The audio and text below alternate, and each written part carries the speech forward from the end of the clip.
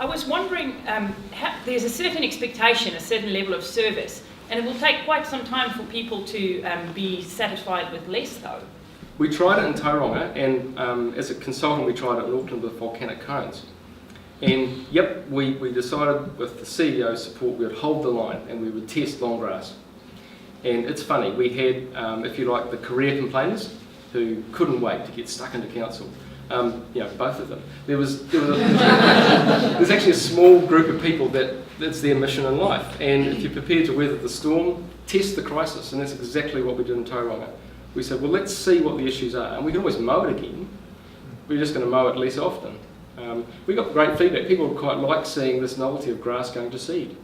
But all we had to do with some remote parks was mow a path through the middle so you could get to the place you want to go, and the rest was sort of something a bit different. So it's interesting when you test that, but you back that with saying, well, it costs money, so what do you want to spend it on? I was really interested in California. I saw dog parks there.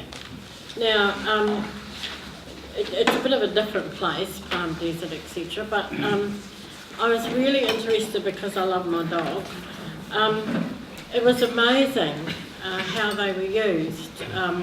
Big dogs, little dogs, middle-sized dogs. But it kept the dogs off the streets and no poosy-woozies around. And they'd use some of their parks there to put lovely shade over for the folk that went there with their wine and their bickies at 4 o'clock in the afternoon. The dogs had trees and mist coming down to cool everything.